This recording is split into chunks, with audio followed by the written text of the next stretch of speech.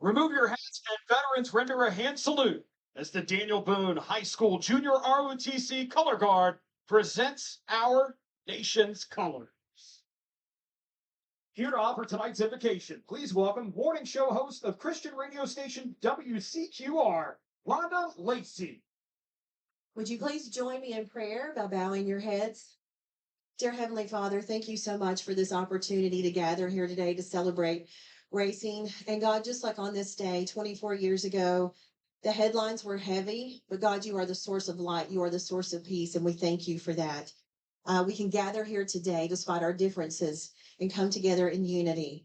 And God, also, we want to thank you for being not only an infinite God, the Alpha and the Omega, that you see everything, but that you are also an intimate God and that you know each one of us personally. God, thank you for the men and women who protect us. I pray safety for all the drivers, their crew, everyone here in attendance, everyone working the speedway. God, thank you for the firefighters and the police and the first responders who keep us safe and who make sacrifices every day.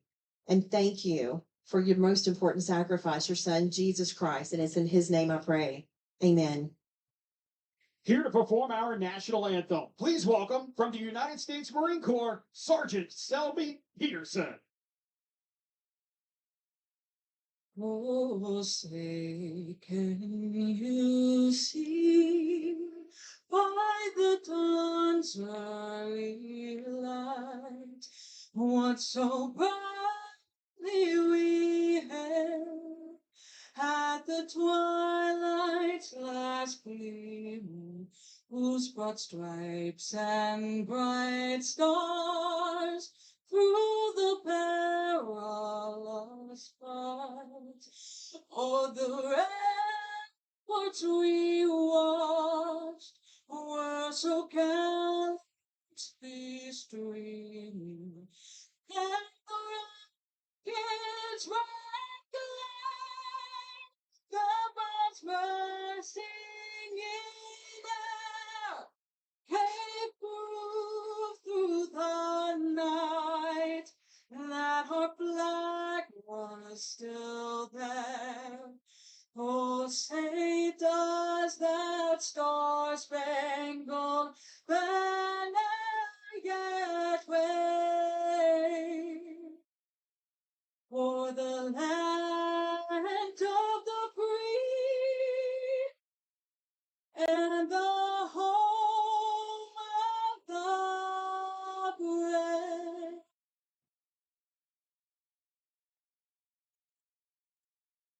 On this evening, September 11th, we honor and recognize the 2,977 lives lost in the tragic events 24 years ago, from the World Trade Center to the Pentagon to Shanksville, Pennsylvania.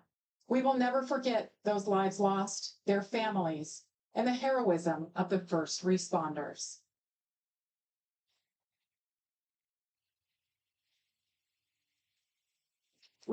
Thursday, September 11, 2025. Ladies and gentlemen, welcome to tonight's live commentary coverage of the UNOH 250 at Bristol Motor Speedway for the NASCAR Craftsman Truck Series and the next playoff race for the Craftsman Truck Series season. Our second race of the round of 10, where we will eliminate 2 drivers after New Hampshire's cutoff race next weekend. Here's a look at the point standings coming into this evening, and obviously, as a result of which, Corey Heim is the only driver locked into the next round, and that is virtue of a win a week ago in the playoff opener that took place at, 2 weeks ago, technically, at Darlington. Had a week off last weekend. The trucks did not race at Gateway, where the Xfinity and Cup Series were on, but trucks here returning to Bristol.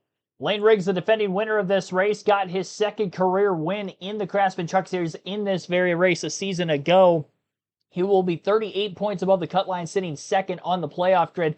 Daniel Hemrick plus 33 points is going to be in third. Grant Enfinger plus 30 points in fourth. Tyler Ankerman fifth plus 22. Ty Majeski plus 16 in sixth. Rajah Caruth, Jake Garcia, last 2 drivers above the cut line. A mere 4 points to the good for Caruth, plus 2 for Garcia. Chandler Smith, who won the spring race at Bristol earlier this season, is minus 2 points, and Caden Honeycutt minus 7, still very much in the mix.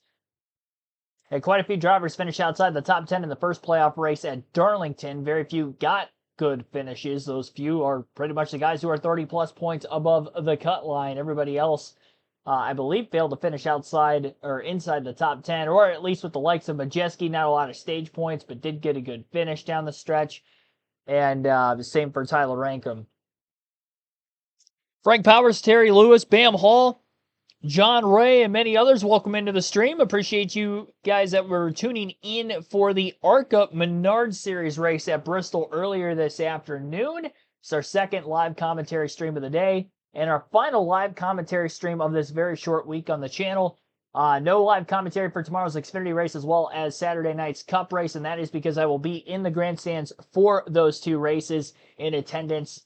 There will be race highlight videos from the grandstands uploaded to the YouTube channel later that night as soon as I get back to the hotel room and am able to get those quick uploads ready for you guys. So be on the lookout for that. If you fall asleep early, depending on how late it's going to be before they end up getting up onto the channel, tune in on the following morning and check it out. Usual live commentary for this evening, though, just as we had earlier today. Let's go through the starting lineup for today's UNOH 250 at Bristol. Jake Garcia on the pole comes in just above the cutoff line, plus 4 points. And Corey Heim, last week's winner at Darlington. Row number 2 will be Tyler Ankrum and Caden Honeycutt. Row number 3 will be Corey Day and Ty Majeski. I'm actually taking Majeski for the race win here today. Been very good on the short tracks as of late. Really just the last 2 racetracks in general. He had probably the fastest car at Richmond, and then he had the fastest car at Darlington. Got set behind, kind of on their own fault for Majeski at Darlington, but Richmond kind of wrong place at the wrong time deal while leading, getting taken out with a teammate underneath them. Let's see if that short track speed is going to return for the 98 bunch today. And as for Corey Day, making his return to Bristol, he had a start here earlier this season. This will be his first truck start at a track that he has already made a start in his young career. Lane Riggs and Chandler Smith, the last 2 winners at Bristol, will be in row number 4. Riggs, the winner here a season ago in this very race, and Chandler Smith back in the spring. Grant Enfinger with Roger Kurt will round out the top 10 in row number 5. Row 6 will be Daniel Hemrick and Dawson Sutton. Row 7 will be Bailey Curry and Gio Ruggiero. Behind them in row 8, Brent Cruz, who won the ARCA race leading every lap earlier, and Andres Perez. Tanner Gray with Corey LaJoy in row 9. Row 10, Ben Rhodes and Matt Crafton. A couple Thor Sport trucks mid-pack. Cole Butcher will be in the 62 tonight for the Friesen Hallmark team. On the outside of him will be Jack Wood. That is row 11. Row 12 will be Connor Mosak and Matt Mills. Parker Kligerman back in the truck series, driving the 75. He's inside of row 13 alongside Stephen Parsons. Connor Jones and Trayton Lepevich. I did not say that right. Let's get that right. Let's see. Lepsevich. I believe I got it right the second time. Trayton Lepsevich will be in row 14. First time we've seen that name this year in the truck series. I'm going to be honest, I don't even know who that is. Mason Maggio, Greg Van Olsen, row 15. Tony Breidinger, Josh Reum, row 16. Row 17, Spencer Boyd, Norm Benning. And rounding out the field will be Clayton Green and Caleb Coster. That's row 18. 36 trucks on the entry list for this weekend at Bristol, and all of them making the show here tonight. Steve, welcome into the stream also. And again, many others. Be sure to hit the like button so we can get to that like goal of 50 by the end of tonight's race. Going to be a quick one. 250 laps at Bristol does not take a long time. Our stage splits today will be 65 laps in stage 1, another 65 laps in stage 2, 120 laps to make up the final stage of today's race, which is roughly the fuel window for this evening's event.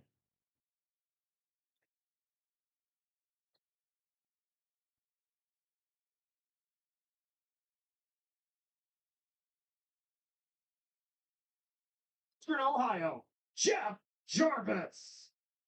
On behalf of everyone at the University of Northwestern Ohio, Ohio Logistics, and for the NASCAR fans and our friends at K&L Ready Mix, it's Bristol, baby! Drivers! Engine! That's pretty good. I give him an 8 out of 10. The build-up was there. I feel like the delivery at the very end was lacking a little bit. That's where the dip-off out of the 10 out of the 10 falls to the 8 out of 10, but pretty solid. Good way to get the night started.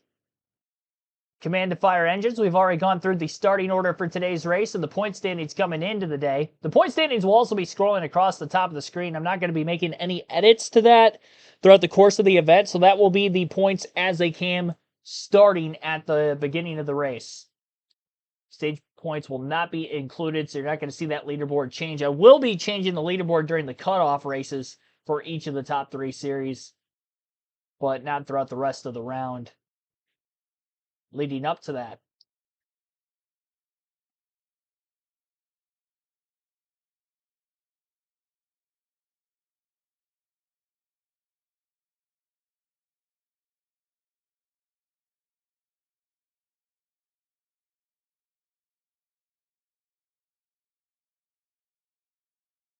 All right.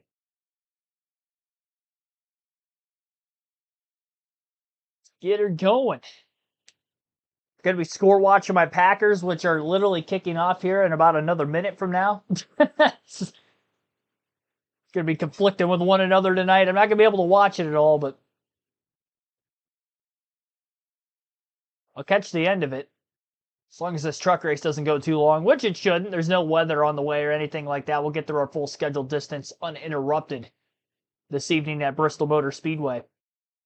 Gotta love Bristol. It's my personal favorite racetrack. It's the reason why I've gone there so many times. This will actually be my, let me count, 5th trip to Bristol all time this weekend. I went 4 years in a row. Did not go last year. Missed out on it, but I'm back for the summer race this year. Cannot wait for what the next 2 nights are going to bring. It's a marquee event for most NASCAR fans out there. If you've never been to Bristol, I obviously highly recommend it.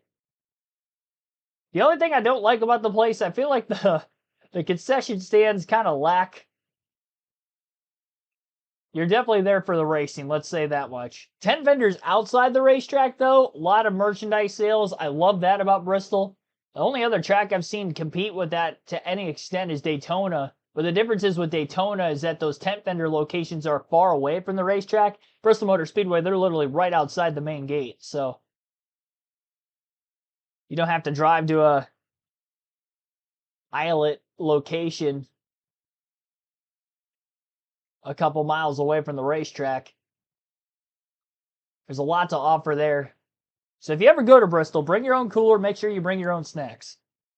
It's kind of my tidbit for that. A lot of racetracks I've been to, they have unique things that you can get food-wise.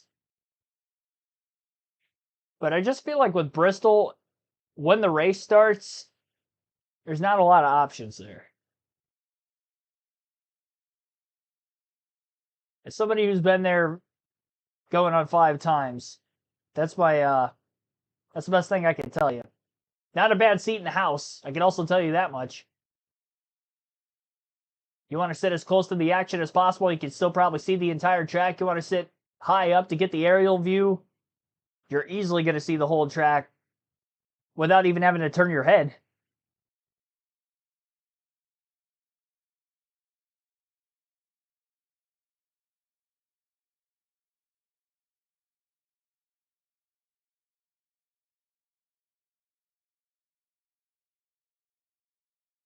You got the best seat in the house. Good luck.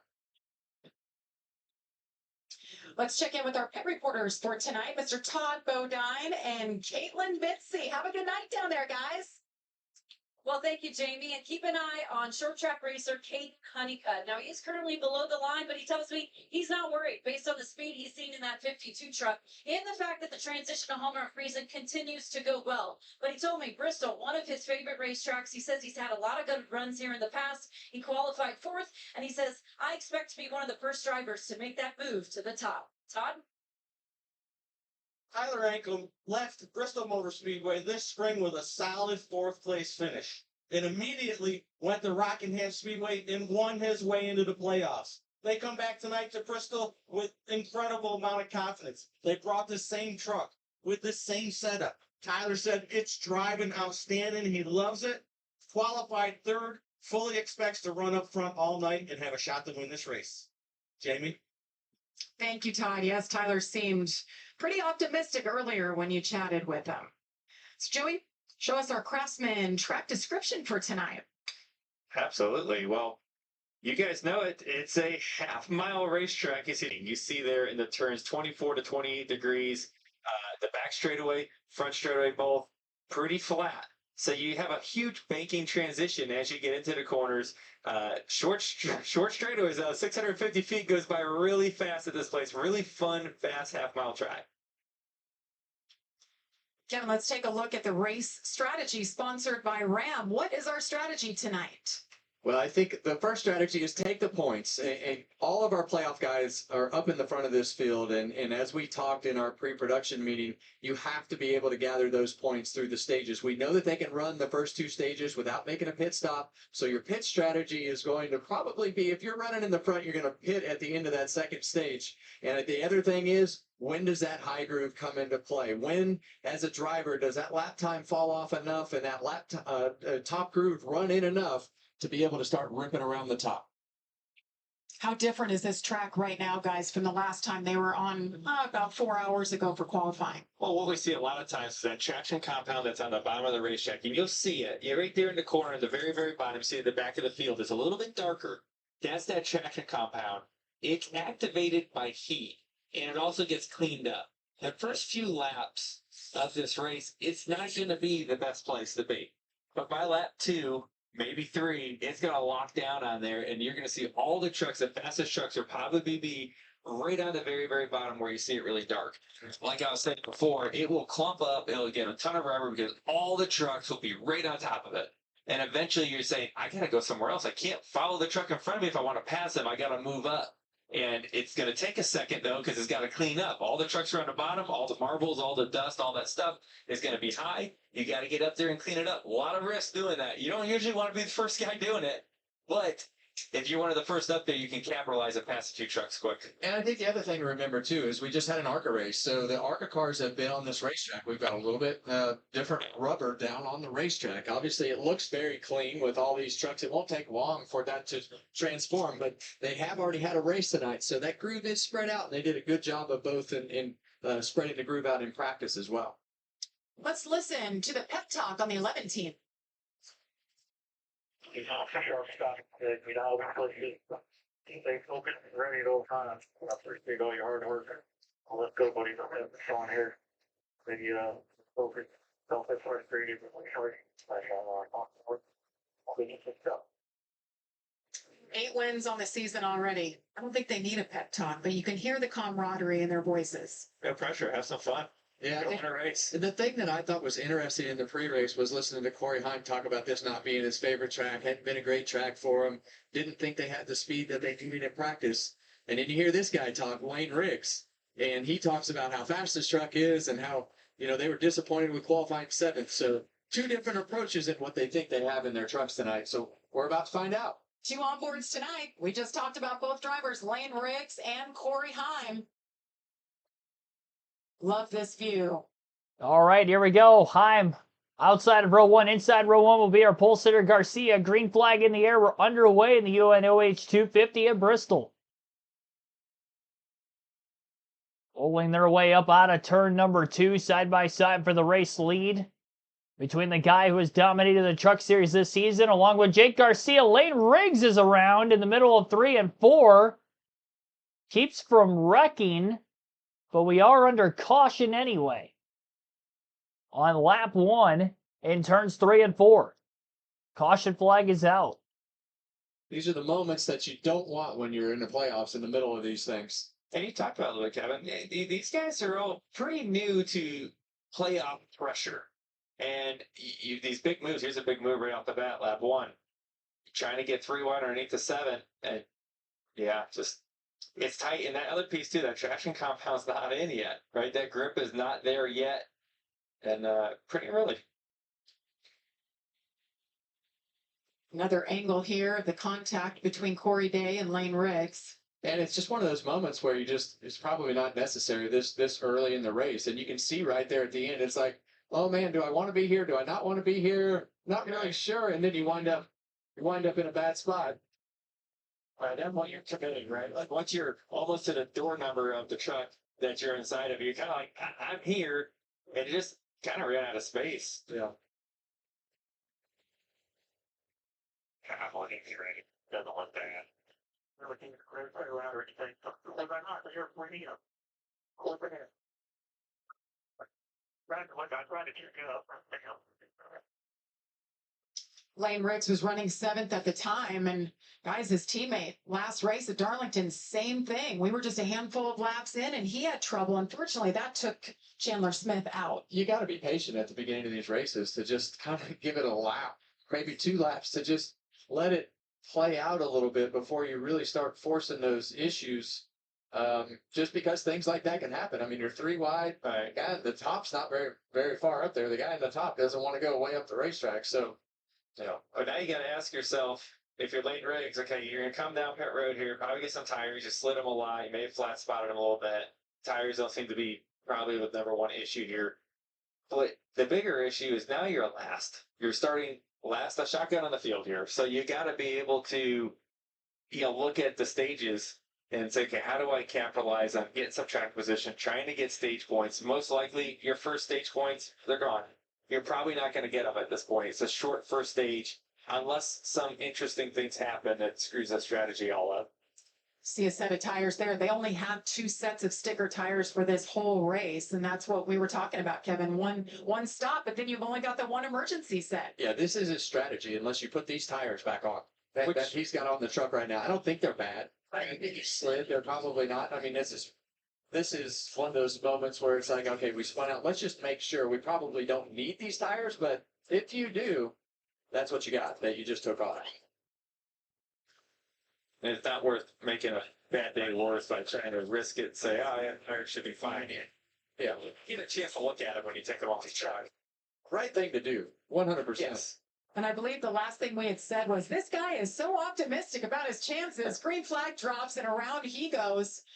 Well, it'll be fun to watch now. It sure will It was be. going to be fun anyways, but now we can watch him go through the whole field. He's just got to keep his head on straight right here, right? Like, I feel like that's the thing, that you just got to take a deep breath right here, not tear your truck up going through the field. Even if you don't get stage points in this first stage, like, you got to keep all the fenders on the truck now to be able to keep yourself in position for what he felt like was probably the best truck in the field. And now you're turned around on lap 0 and starting in the back. We talked about strategy and all the different things that Bristol brings and the track changing and all that. What we don't talk about is how quickly things happen, right? One truck gets sideways like that. He's lucky no one else got in that wreck and he didn't get his truck torn up. Yes. Now you're in the back. You're in the soup, right? You're way back there. Anything can happen. Everything happens fast here. When you update something, I mean, you could talk and 3 laps go by and you didn't even get your point out yet. So you have to be mindful of everything at this racetrack. Are you talking? I'm shocked that Jake Garcia did not take the outside of row 1 with all the success Brent Cruz had in the ARCA race earlier. He's going to be on the inside of row 1, not as a controlled truck this time, but the initial opening lap he was. Corey Heim had a nose out in front of him off turn 4 when the caution flag came out, so Corey Heim leads the first handful of laps of this race under caution, and now off this last restart will lead the first green flag lap of the race today as they circuit now on lap number 8 off of turn 4. All playoff drivers in the top 7 positions, 3 non-playoff drivers, 8th through 10th, and then Hemrick in 11th, 13th, Grant Enfinger. And obviously Lane Riggs outside of the top 20 due to spinning on the opening lap of the race after qualifying in the top 10. He started 7th. Not going to be the case anymore. Ty Majeski, Chandler Smith, Lane Riggs' teammate, battling side by side. 2 of what I believe would be the favorites for the race win today. Chandler Smith will take over that position, clear Majeski out out of turn 2, and that pass was for 5th.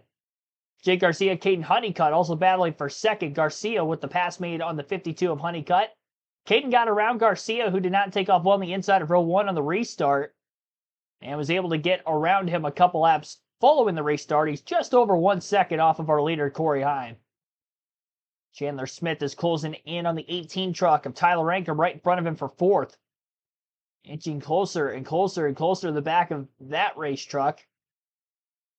One truck going a lap down already in the 74. Very back of the pack.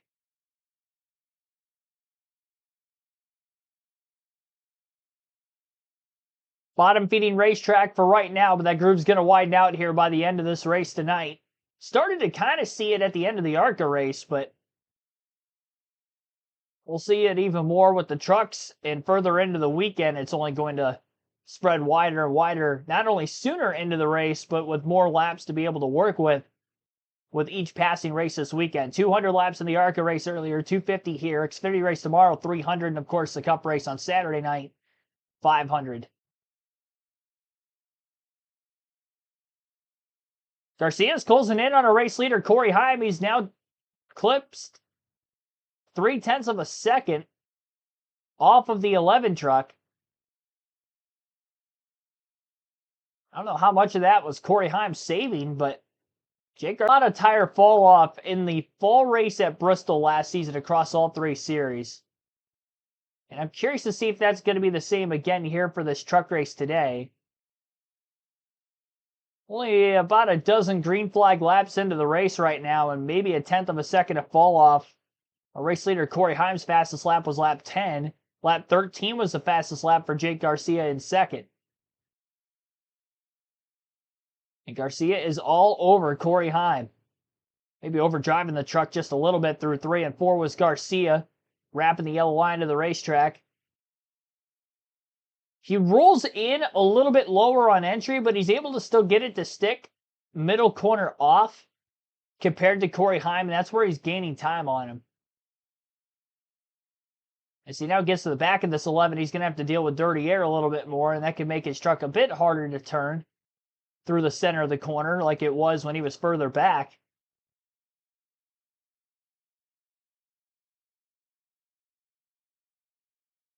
Guess Heim doing a good enough job to not make any mistakes and not going to make this easy for Jake Garcia. Garcia, the second-year driver in the Craftsman Truck Series, first-time playoff driver. Trying to see what he can do to take the lead for the first time despite qualifying on the pole.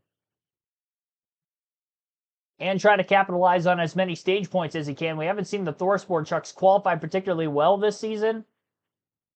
So this is very crucial for Garcia to, no matter what happens here, bring this thing home in second. Don't want to risk it all going for the lead and going for that stage win for one more point when it could cost you 9 to 10 of them. And then some, even if you can't get back in the top 10 because of a spin in stage 2 either. So Lane Riggs, who had to restart at the tail end of the field following a spin on lap 1, is obviously still on the lead lap. And he has actually worked his way up to 24th right now. Make that 23rd. 13 positions gained for the 34 truck since the restart,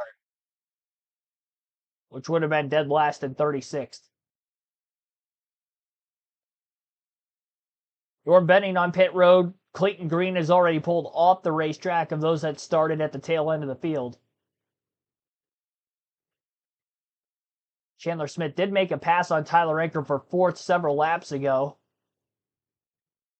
About a second off of Honeycutt in the battle for 3rd. And Jake Garcia still within a few tenths of our race leader Corey Heim at the front of the pack.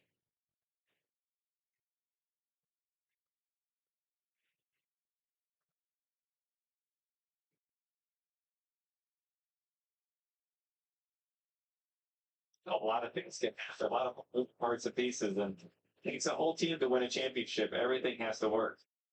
Chandler Smith, we talked about at the top of the show, he had issues early in Darlington, so he finds himself 2 points below the cut line, Joey. So that extra amount of pressure on Kevin to make something happen tonight and lock himself in. He does have one more shot, but now his night right now is kind of up in the air. Yeah, and you don't want to ever, unless you're absolutely 100% into that make something happen thing, you don't want to come into these races trying to think that, because you will make something happen, and usually it's on the wrong side of the fence. So go out, run your race, and I know this is definitely not what they wanted to hear, but you just got to take it one step at a time, and if you can fix it under one of these cautions, but right now his lap times are still okay. Well, despite Chandler's issues saying that his engine is missing, he maintains 4th right now as our leaders working their way around lap traffic. Corey Heim going around Mason Maggio. He's in for Frankie Muniz, who's out with a broken wrist. Here we go. Chandler Smith. Way off the pace now. Hate to see it. Trouble for a playoff driver. it looks like it's hit or miss, right? I mean, he's not going. I mean, he goes really slow for moments, and it looks like he comes back to life for a second, but not for long. He's coming down pit road. Caitlin, what are you hearing? Now, just listening to Chandler right now, he said, "What do you do with the fuel when I'm running the top?" So the team, you can see him right now trying to lift the hood. He can't diagnose what is going on. 2 weeks in a row now, unfortunately for Chandler Smith early in the race, Jamie.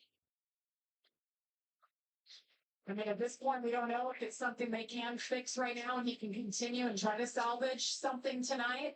I mean, either way, right now he's on pit road on a racetrack that takes Thumbs up, Joey. 16 seconds to get around. He's already down a couple laps, and he's gonna be down 5 or 6 at least. Look at this lead heating up.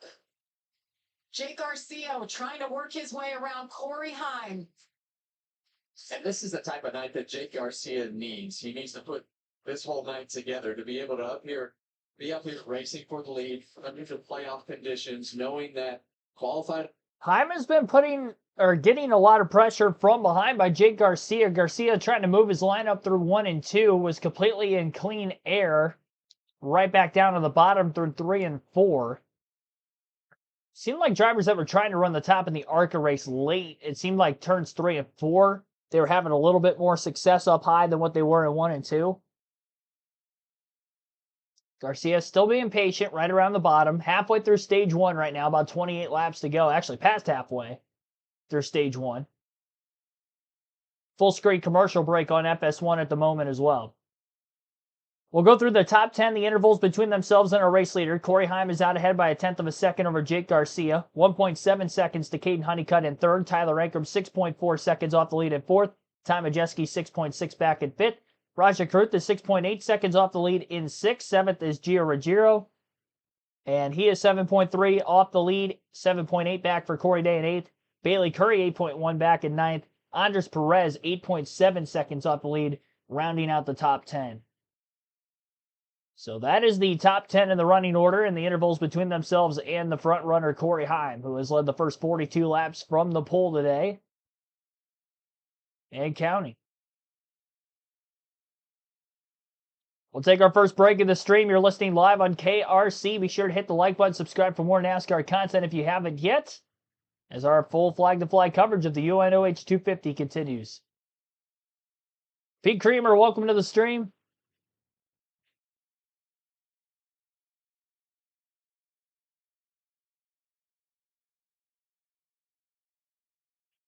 I didn't realize they spelled Corey wrong in the chat poll. That was a typo. I had the E in front of the R. I can't edit. The only thing I can do is close the poll and then put another one up. I'm not going to do that because 29 people have already voted. I think you get what I was trying to put. It's a weird way to spell Corey. 60% of you do have Corey Heim of those 30 votes for the race win. 30% have somebody other than Heim, Smith, or Majeski. Chandler Smith having some issues here with the fuel pickup, particularly when he was running the outside of the racetrack, it seemed. But fuel pickup issues for Chandler Smith.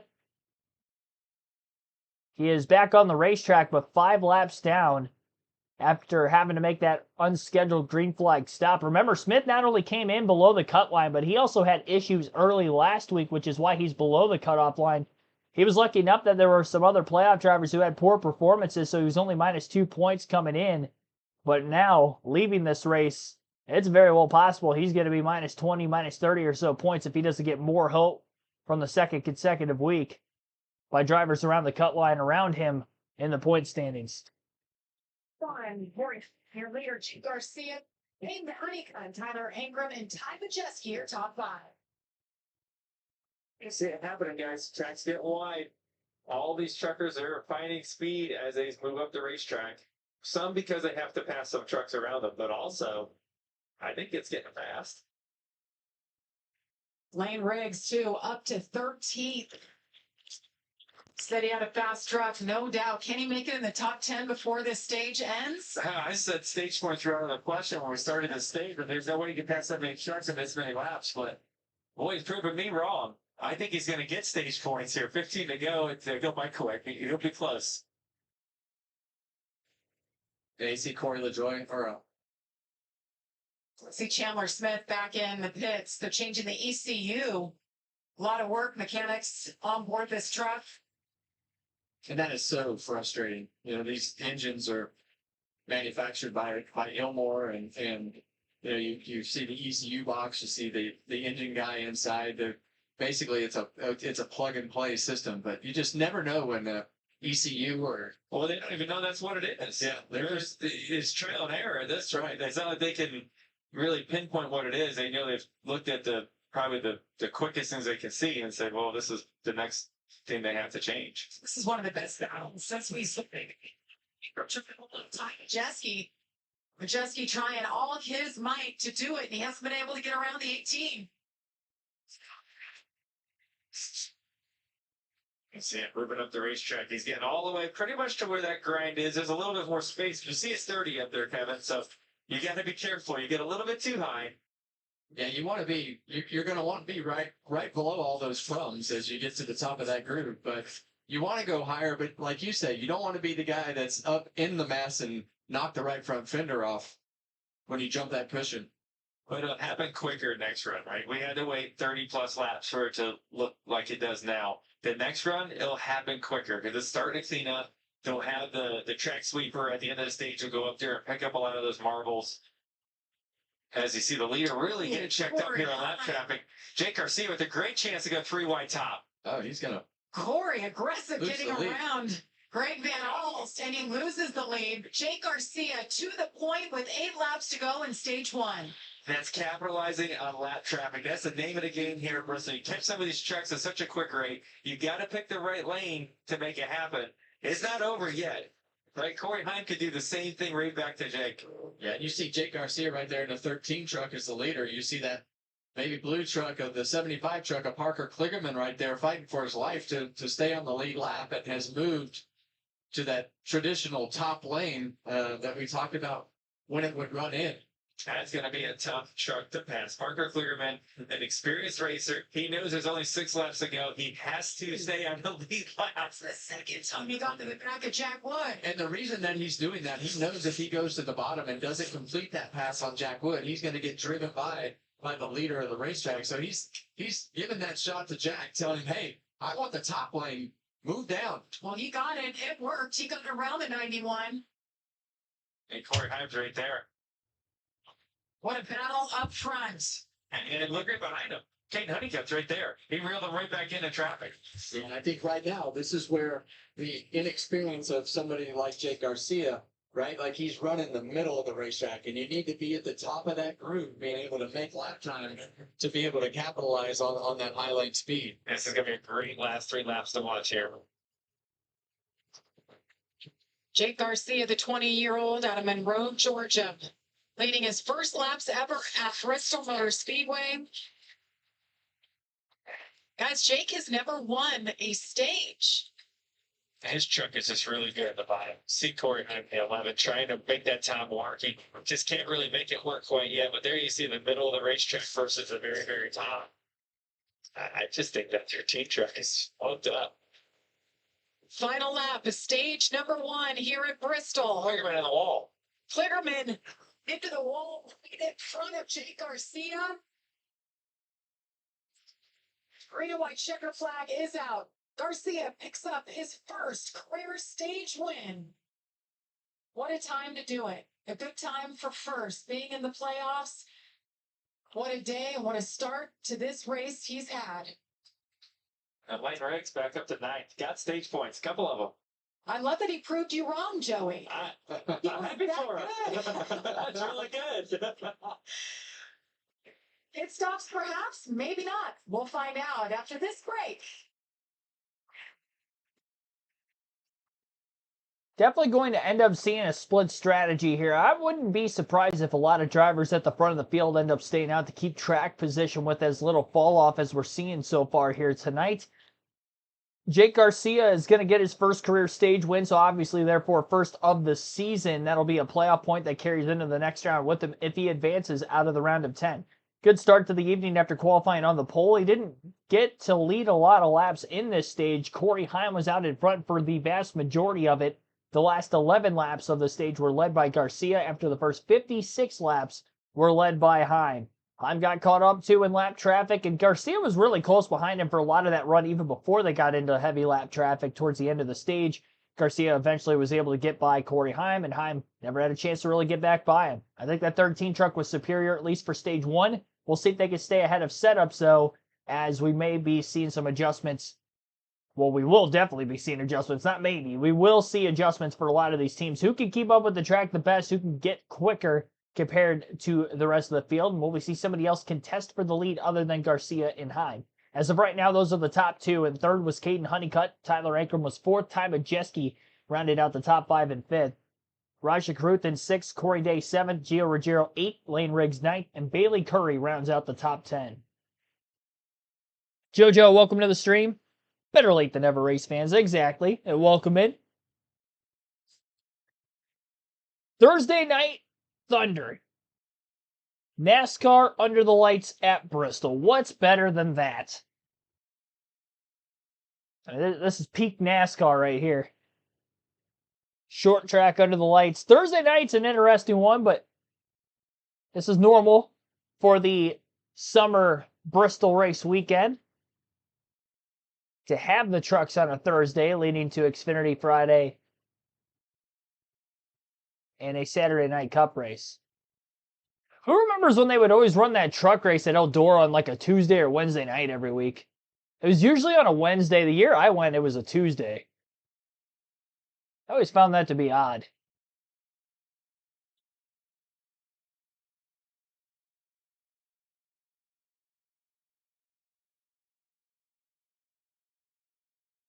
I think if they were to do some midweek races, they could get away with doing like a truck or Xfinity standalone race during the week rather than a cup race.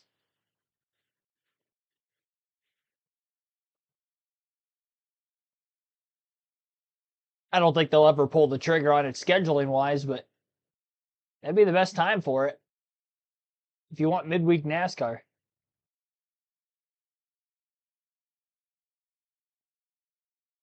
So pit road's going to be open here soon. Top half of the lead lap cars are definitely going to stay out, I'd assume. Especially of those playoff drivers in the top 7 positions. Top 6, actually. Top 6 were all playoff drivers, and Lane Riggs in 9th. Another playoff driver. Yes, I am a Packers fan. Representing. I can't wear my jerseys on Sundays because that's my Ryan Blaney day. Oh, wow. Jake Garcia pits, but nobody else is coming with him. That's surprising. Yeah, Jake Garcia, he's a man of few words, and it's no different tonight on the radio. The only thing he said was, leave it alone. I like it. Yeah. More tires, no adjustments. Yeah, this is going to be interesting because there were a lot of trucks that stayed out. And we were talking about it at the end of the run right there. There were a lot of trucks that were ill handling, getting ready to go a lap down. Well, Corey Heim, one of those that stayed out. Of course, the 38 Lane Riggs, who had that problem earlier. He had taken his tires earlier. He stayed out. We'll sum it all up for you. We'll be back for the start of stage number 2. I think midweek racing would work attendance-wise with a standalone event for like Truck and Xfinity. Because, I mean, there's dirt racing series around the U.S. with the World of Outlaws. They're always racing during the week a lot. And they still sell some pretty good tickets because it's the Outlaws coming to town. And then the All-Star series as well. The Sprint Car Racing has a lot of midweek races. I think it would work for NASCAR. I don't think the TV audience is going to necessarily be there, but I will say, if there's a series to kind of get away with it, I think it'd be the Truck Series because of how much they have dipped, especially this year with their TV ratings. I don't really think they could get much lower if you put them on like I mean, this is technically like a midweek race, but this is a usual Thursday night at Bristol. I don't think this week's going to be any less than a Saturday afternoon or a Friday night race that they would usually get.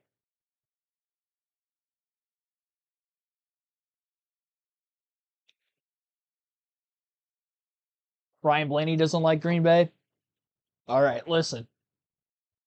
I'm well aware, but I do. I can't just like everything he likes.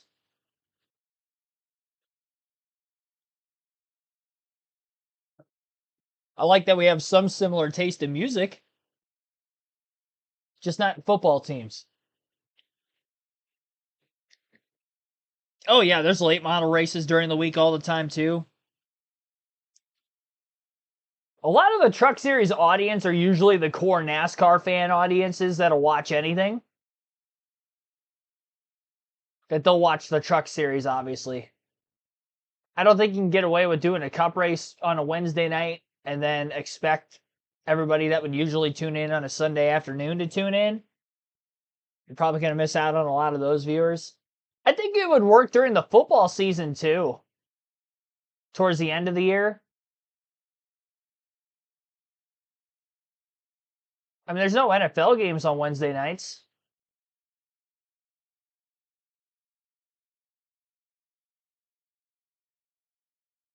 But as long as they're going to have a playoff format, I also don't see them doing that because, for instance, Fox taking care of the Truck Series season, they probably want their playoff races as close to the weekend as they could possibly get.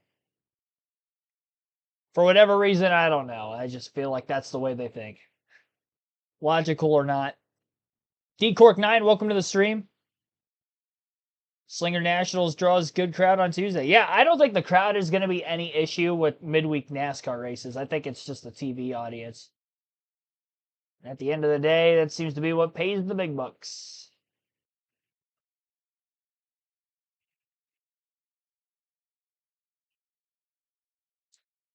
At least when it comes to the sports revenue side of things.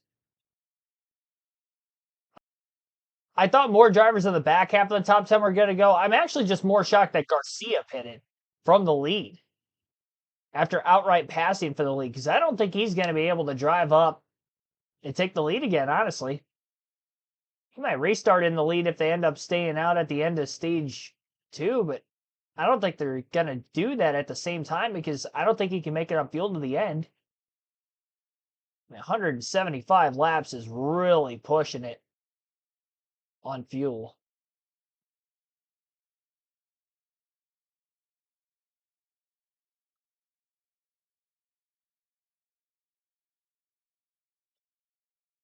Got a little over 50 people in the chat. Be sure to hit the like button if you haven't done so yet. Subscribe for more NASCAR content like this every NASCAR race weekend. Truck Xfinity Cup Series races, Cup practice and qualifying live on the channel. This is the last live commentary stream of the weekend. This weekend, that is because I'm going to the Xfinity and Cup races at Bristol. I'll be leaving my place here in Ohio tomorrow morning. I'm going to be getting up at 6 a.m. and taking the 8-hour drive down to Bristol, and I'll be there for the Xfinity race tomorrow night.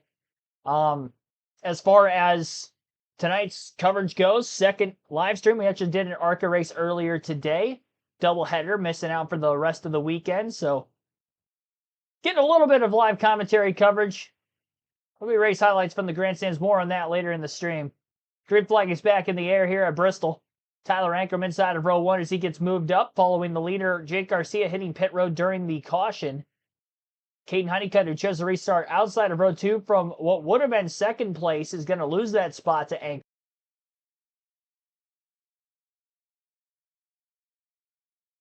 So there were quite a few trucks that were at the very back of the lead lap that ended up hitting pit road alongside Jake Garcia. So Garcia restarting just inside the top 20. And he's actually back up to 11th right now. Lane Riggs is in 12th. Hemrick 13th, Karuk 14th, 4 playoff drivers right there, while the top 4 spots are filled by playoff drivers, including last week's winner and the only driver locked into the round of 8, Corey Heim. Garcia up to 10th.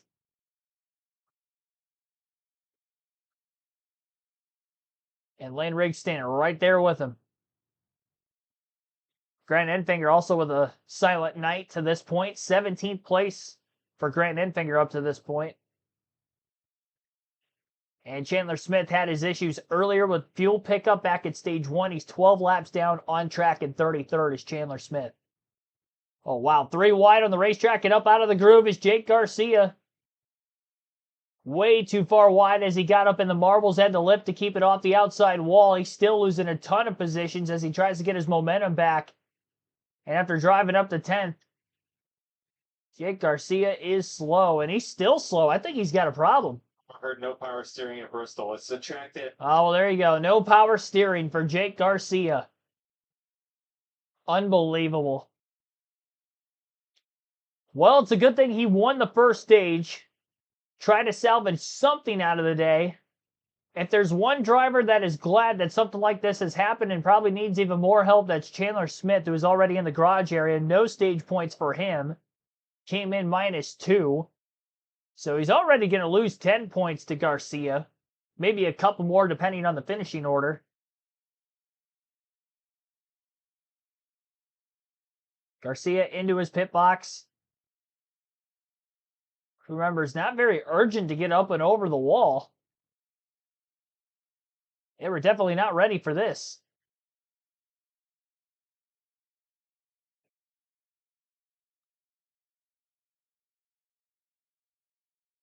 .8-second lead at the front of the pack for Corey Heim over Tyler Ankrum. 2.1 seconds over Caden Honeycutt in third. Ty Majeski, 2.3 seconds back and forth. Corey Day up into the top 5, 2.8 off the lead.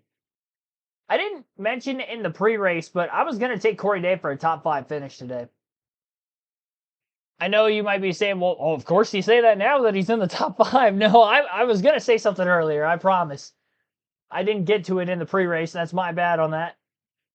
First racetrack he's going to a second time, and this is just a racetrack that I feel like suits his driving style coming from the dirt racing background. Had a few top 10s this season in the trucks. Really started to turn the corner. Oh, Tyler Ankrum gets turned by Caden Honeycutt and backs it up against the wall. That's another playoff driver having a problem. Tanner Gray barely missing him to the outside. It's like Honeycutt just overcooked it right into him. Truck is not destroyed. I mean, it's got a little bit of damage to the back bumper, but he's gonna be able to keep going.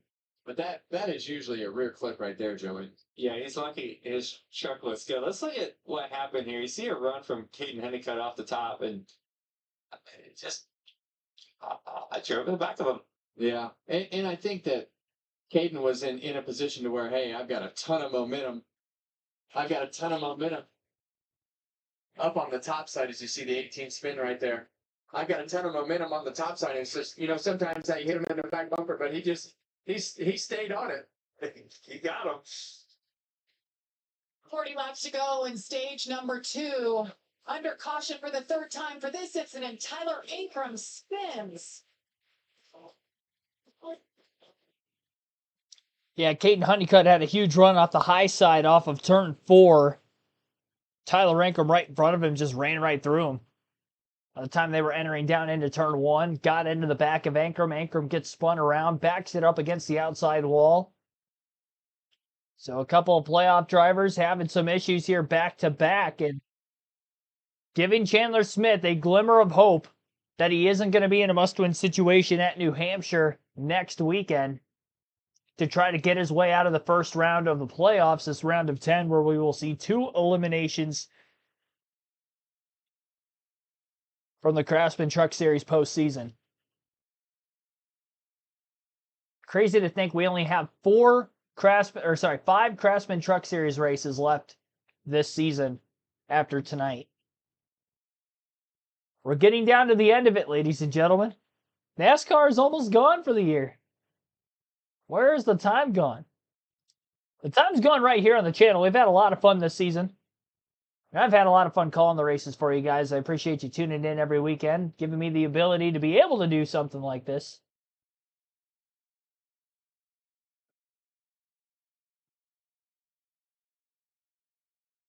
Watch some good old racing with some racing pals.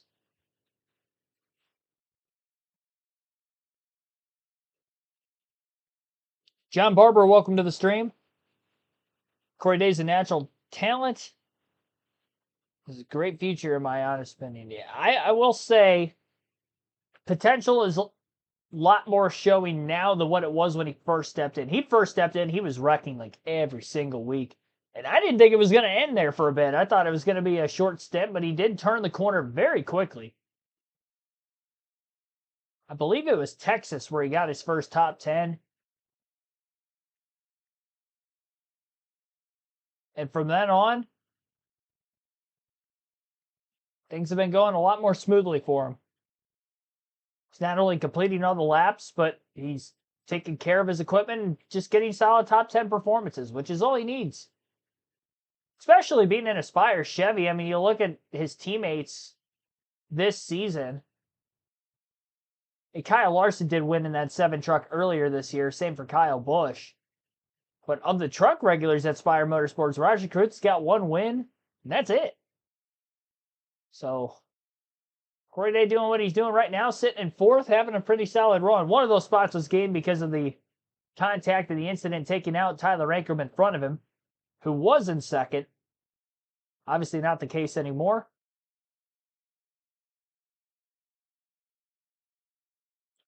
Lane Riggs, after the lap 1 spin, by the way, is up to 7th.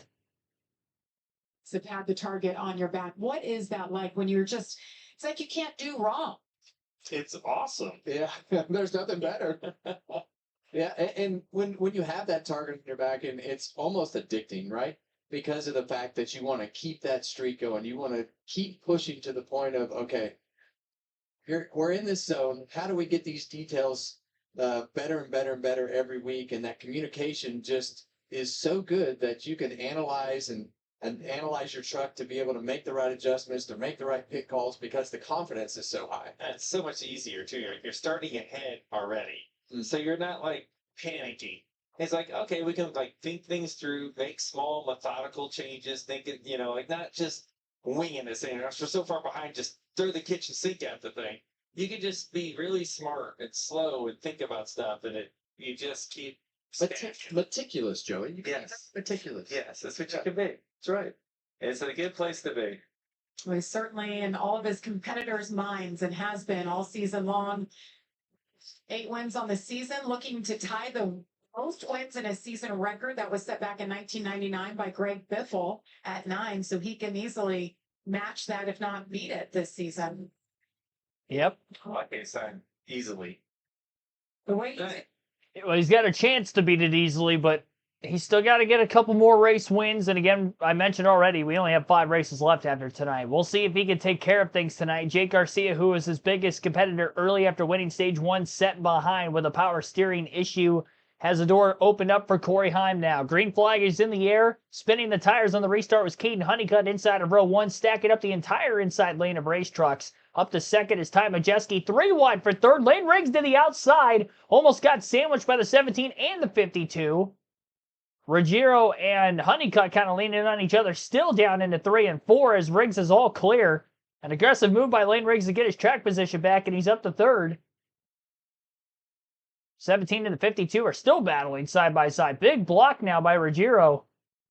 Entering turn 3, an aggressive move. And speaking of aggressive, Lane Riggs looking low.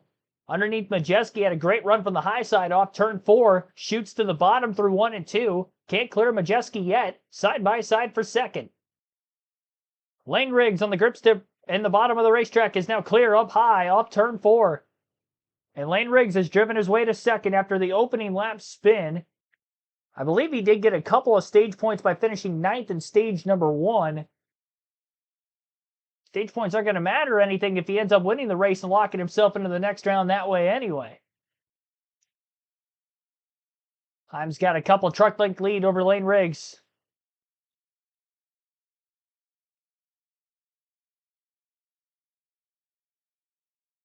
Brent Cruz, who won the ARCA race in dominating fashion earlier today. Haven't talked about him at all, but he's up to 12th place quietly in this one after starting mid-pack.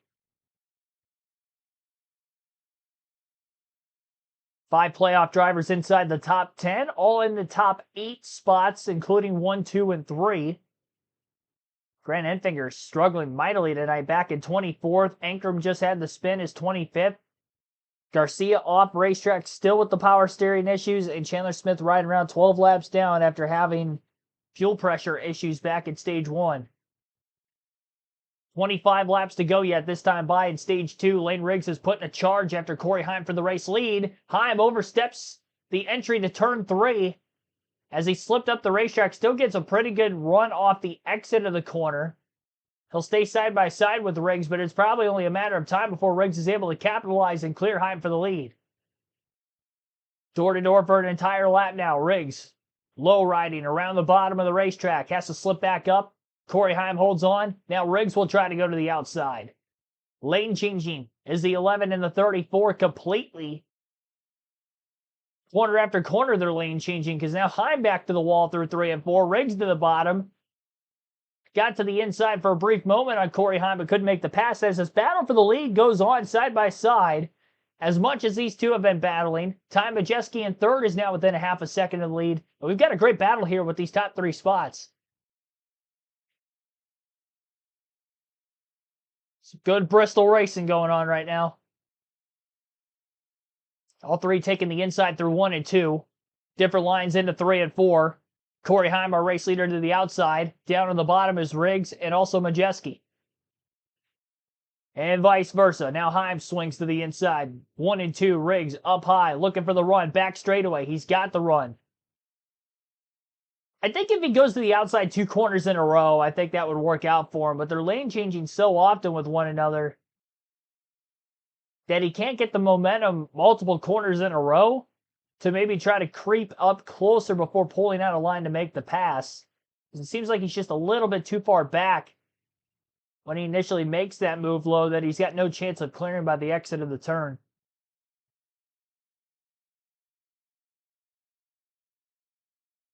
It'd be hard to run the top right now because he's been side by side for about a lap and a half.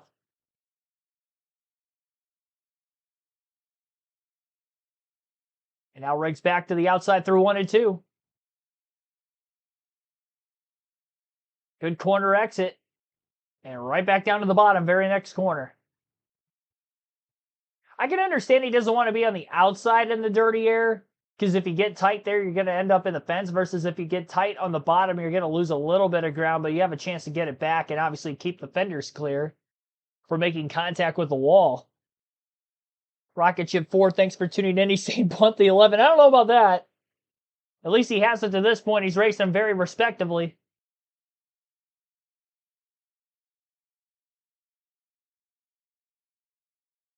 Closing laps of the race, he might lean on him a little. Majeski still not going anywhere behind the top 2.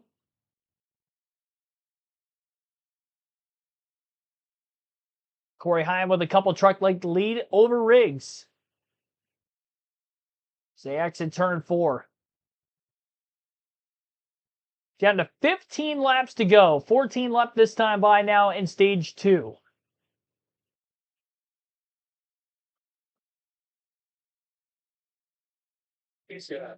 That's where he's gonna make the pass. Like Joey said, it's gonna be in these situations where you get traffic where the 35 truck is in front of him, and it's just the timing of how you catch those trucks. So he's going to try to do, he's going to try to peg it, hope that that lap truck went to the top. He did not, which doesn't work for me, but that was a good move, right? Trying to get Corey to where he's stuck in one lane and you look at the lap truck goes in a spot that helps you clear. Yeah, and I think right now, the 11 truck, even though he wants to run the bottom 2, the last thing he needs to do is let that 34 get to his right rear quarter panel. That's over. Yeah, then it's over. As I say, he's doing a great job, and the art of trying to keep a faster truck behind you. It's a hard thing to do, especially at Bristol. Things are happening fast. Ooh, that was tight. And that was one of those moments where he got away with being able to get to the bottom of the racetrack because the lap truck was running the top, but that was a tight moment right there, squeezing down on the 34. We're going to do it for another 10 laps. Amazing to watch, Joey. It's fun to hear you talk about working their way through lap trucks and how difficult that is, because you don't know what they're going to do if it works at your favor. 9 laps to go in stage number 2. Corey Heim still leading all the laps so far in this second stage. Lane Riggs has a nose out in front of him for a brief moment off turn 2. Obviously nowhere close enough to clear. But that's probably the closest we've seen the 34 to getting out in front.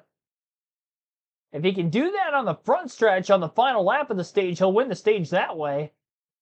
Big run coming for Lane Riggs this time. He's going to get to the inside of Heim before he even charges the entry into the corner. Corey Heim wiggles his truck up on the outside. Riggs is close to clearing again, but not quite. 6.5 laps to go now in stage 2.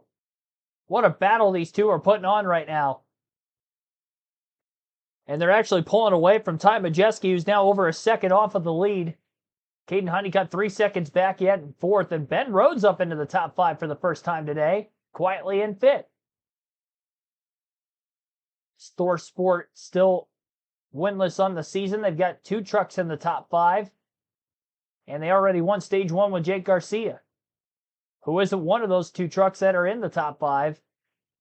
After having those power steering issues, he's done for the day, or at least back on track, but 28 laps down.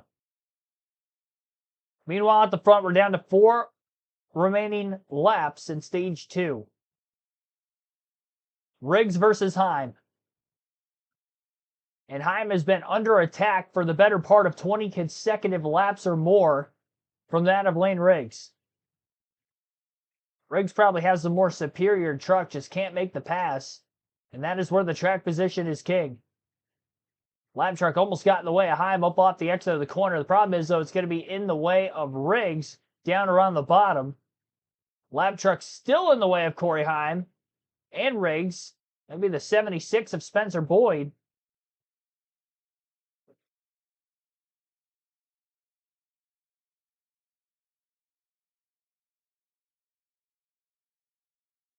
Boyd's been racing these leaders pretty tight. Unfortunately, Riggs had fallen away from Corey Heim as a result of that 76 kind of getting in the way in those final laps of the stage. That aids to Corey Heim's best friend.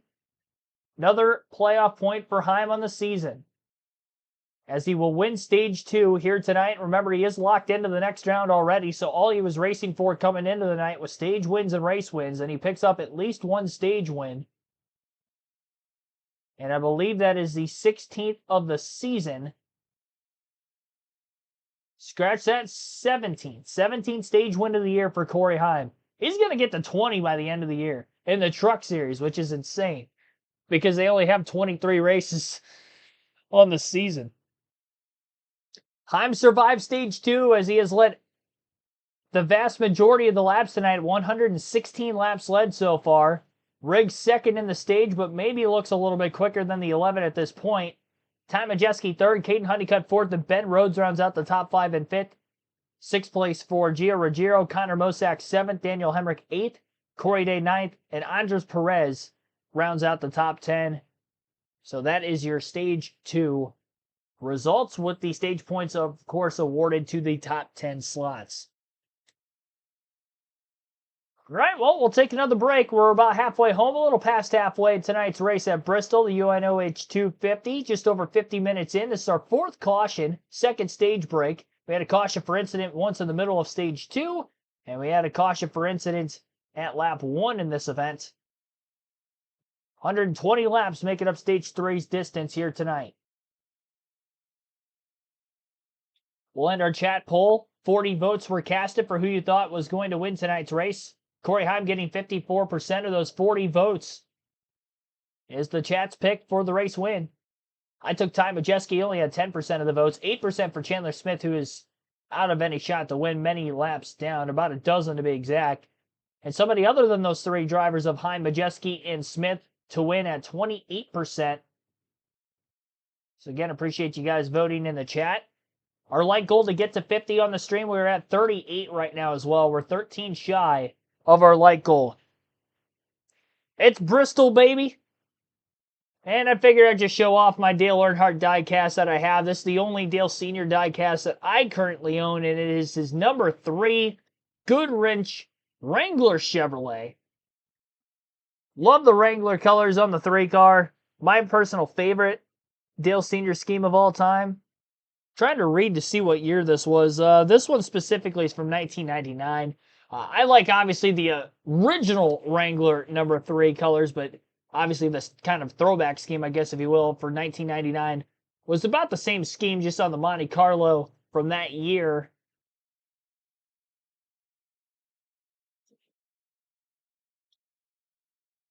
And a classic, to say the least. It's just such a clean paint scheme. So clean looking.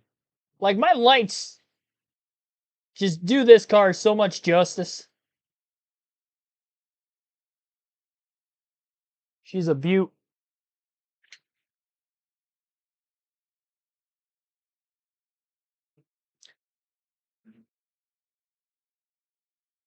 Remember, he just wanted to rattle his cage a little. That might be what Lane Riggs is going to have to do to Corey Heim in order to get by him. It's definitely going to be tough to beat that number 11 team. Coming into the night, Corey Heim led 1,192 laps on the season, leading 116 plus now in the race. He has eclipsed 1,300 laps led on the year. To tie Greg Biffle all time for the most wins in a single Craftsman Truck Series season, he needed 10 wins. Coming into the night, he's at 8 as of right now. Pit road is open. Happy with this truck right now. He says really loose into the corner. When it lands down in the corner, it's pushing, actually chattering the right front. So lots of adjustments for Ty Majeski. Caitlin? Well, Todd, not a lot of adjustments for Corey Heim, stage winner, race leader. He said it was a little tight at the end, but they're electing to not do adjustments from Scott Zipadelli. What about Lane Riggs? He says, I have to be tighter if I'm going to race with Corey Heim, but I feel like this truck, it is really close. You're seeing the 34 there at the bottom of your screen. Caden Honeycutt in the 52, having a solid day so far. He too is saying a little tight all the way through the corner, both ends for Caden Honeycutt. Jamie? Yeah, no adjustments for Corey Heim. They're going to work right now on that 11 truck. On the stage, led 122 laps tonight, Kevin. Well, we've talked all day. Now we see all these pit crews on the pit road. Who's going to be able to put it all together and make it happen? Lane Riggs team getting it done right there for Yep. him. Lane Riggs wins the race off of pit road. Solid stop by the 34 team. Corey Heim loses 3 positions, though, one of which was to Tanner Gray, who I believe ended up going fuel only. Tanner Gray cycled out second on pit road, gaining 16 spots. Emogene Blevins, thanks for tuning in, and a huge thanks to John Barber in the chat for the $20 super chat. Looking forward to Kay's highlights from the grandstands at Bristol. I appreciate the $20. That's another diecast or two that I can get at the racetrack tomorrow, even though I don't get the money from YouTube until the following month. But, even still, that'll come in time for Phoenix. Appreciate that, as always. I mean, just you guys watching every weekend is much appreciated. So anytime I get donations, I wish I could do more for the shout out side of things. Josh Jacobs touchdown. He's on my fantasy team. Let's go. That's a bonus.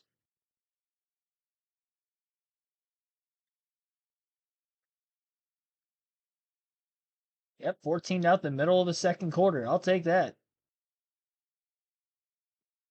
Fantasy football team's 1-0 coming into the week. See, the only bad part about NASCAR season ending when it does, you guys will never know if I end up actually winning my fantasy football league championship, unless you follow along on the gaming stuff, I guess, during the off season. But that would be your only way of knowing.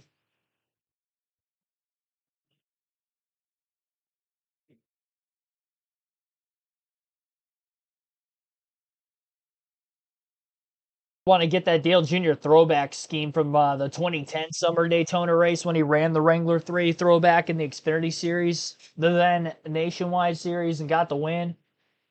So that way it can match the classic with the more modern of the Earnhardts, because I know Justin Allgaiers ran a Wrangler scheme a couple times at the throwback weekend for the Xfinity Series, which is good and all, and there's been some other drivers do throwback schemes as well, but yeah, I got to get the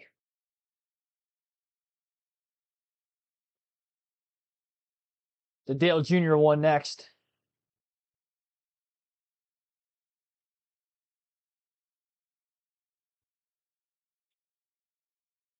Yep, Kevin Harvick, Joey Logano in the FS1 booth tonight with Jamie Little, as you've heard from them periodically. On to stage 3 at the Bristol Motor Speedway. Yep, 14-0 pack. I saw Frank in the chat update me, and then I looked to see who it was, and I saw it was Josh Jacobs, even bonus. Like I said, on my fantasy team. I went running back heavy on my fantasy team this year. I'm only 1 week in, and I usually don't. But it's working great. I mean, when you got Derrick Henry, Josh Jacobs, and James Cook as a flex, oh, brilliant strategy so far. And I still got Jalen Hurts as my quarterback. Now my wide receiving core is lackluster, but I was banking on my running back points week in and week out.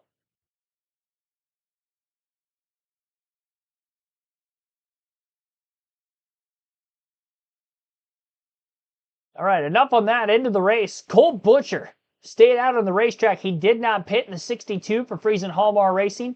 Lane Riggs will be outside of row 1 for the restart. Green flag back in the air. Corey Heim chose the inside of row 2 behind the 62. He's still stuck behind him and losing a ton of ground. He's now cycled out of the top 5 as the field exits turn 2. A little contact between the 11 and the 62. That 62 truck's 3 wide middle. Good luck. Well, that shook up quite a bit of the front-running order.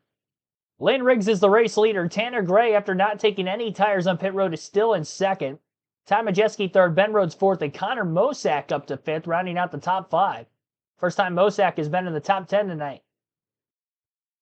He got up and was running stage 2 for most of that second stage.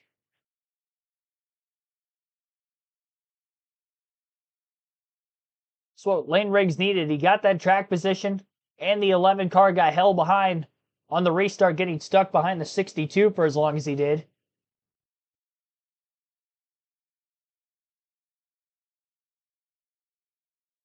The points as they run for the NASCAR Craftsman Truck Series playoffs. Obviously, Riggs ends up winning. He will be locked in. Plus 48 points for Hemrick, plus 47 for Majeski, plus 37 for Ankrum, and plus 29 for Grant Enfinger, plus 18. Raja Kruth, last driver in as of now, plus 14 for Caden Honeycutt, who is back in 16th after scoring quite a few stage points here tonight.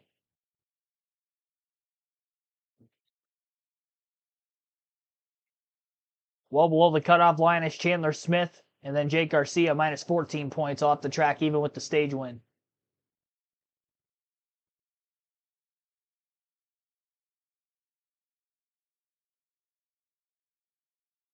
Andres Perez and Connor Mosack battling for 5th. It's interesting for Perez in that 44 for Nice Motorsports. After being left from his ride at Spire Motorsports just a couple of weeks back. Be an impressive run for Perez if he's able to get a top 5, which he hasn't really had many of this season. Let's look back at the stat sheet just to see where he's at. But I don't think he's got many. Andres Perez, no top 5s on the year, in fact. So maybe his first top 5 comes with the new team this season. Only a couple of top 10s when he was driving the 77 for Spire for about the first 2/3 of the season.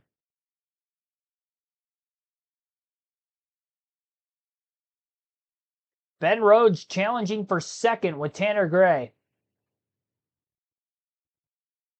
Rhodes is just creeping forward. Hasn't been anywhere near race-winning pace all season long. And really, that's been the case for ThorSport up until the last couple weeks with Ty Majeski has been very quick. And Majeski quick again here this week in the top 5. But Ben Rhodes, just a little bit better. And he's inching closer on our race leader. He's got a great opportunity to make a pass for 2nd on Gray. The quicker he can get by him, the more of a chance he can have to put a challenge to Riggs on this green flag run. About a half a lap ago, Rhodes, I thought, was going to be able to make the pass on Tanner Gray. More of a position to make the pass now Up off the exit of turn 4, he's clear. It took him an extra lap, but he got it done. 96 laps to go. Ben Rhodes up to second. And he's only about a half a second off our race leader, Lane Riggs. We'll see if he can run him down. 7 positions gained on the restart as well for Rhodes. He was in the outside of row 1. He passed quite a few cars when the stacking up ended up happening. When the 62 had stayed out and restarted on the inside of row 1.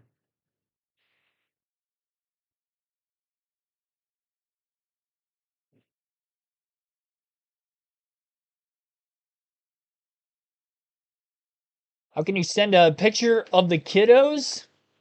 I mean, I guess you could send it to my Instagram.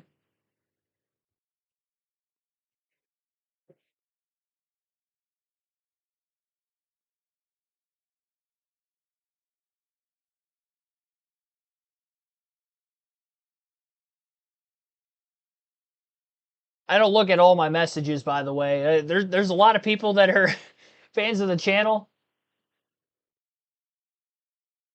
And I'm not on social media very often. If you even check my Instagram, that's the most active social media account I have, and I don't think I've posted anything in a couple years. I'm only active for the most part right here on YouTube, and I'm okay with that. You know, not saying that you guys are negative. You guys are super positive. I don't venture on social media often. It's more when I'm looking for new stuff, especially when it's NASCAR related during the week. So I make sure I'm caught up by the weekend. In case there was anything I missed if I didn't get a notification. That last lap, Ben Rhodes, a little bit quicker. Well, 2 laps ago was quicker than Lane Riggs. The last lap, he was about a tenth slower. Now that he's gotten close behind the 34, we saw how much of a problem it was for Lane Riggs to complete a pass on Corey Heim, and Heim was able to hold on to the Stage 1 win. We will see if the same will be said if Rhodes is quicker than Riggs here. Corey Heim, after falling to 7th on the restart, has not picked up a single position, and he's 3.3 seconds off the lead, still in 7th. Fuel is good to the end of the race from when these guys pitted during this last caution. So will that continue to stay the same here? 4/10 of a second lead for Lane Riggs. Ben Rhodes is in 2nd. Ty Majeski 3rd. Tanner Gray 4th. And Connor Mosack rounds out the top 5 in 5th. 6th place is Andres Perez. Corey Hyman 7th. Daniel Hemrick 8th. 9th for Gio Ruggiero. And Bailey Curry in 10th. Raja Caruth in 11th. Matt Kraft in 12th. Brent Cruz 13th. 14th for Tyler Ankrum. And Corey Day 15th. 16th, Corey LaJoy.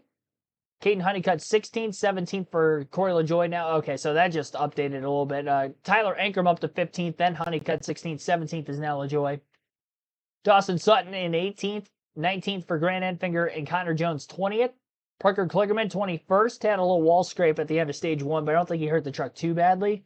Stephen Parsons is 22nd, Jack Wood 23rd, Matt Mills 24th, and Cole Butcher 25th. Trayton Lepev, I keep messing his name up, and I really do apologize for Trayton. Trayton Lepsevich. If I was more awake, I think I'd be able to read that properly. I've been up since about 4 a.m. this morning, so I'm sorry. I had to work a full shift today. Tony Breidinger in 27th, Josh Reub 28th, 29th for Spencer Boyd.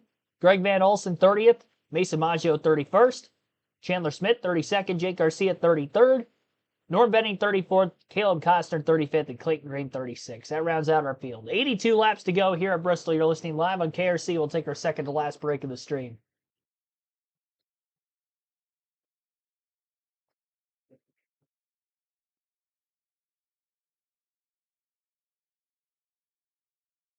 Yeah, I'm not on Facebook at all. The only reason I even have a Facebook is because when I was in high school, I had this science teacher that would post stuff on Facebook that we had to basically take for like a weekly question or something for bonus credit. Something along those lines. So I needed the Facebook for that. It's the only reason I have a Facebook.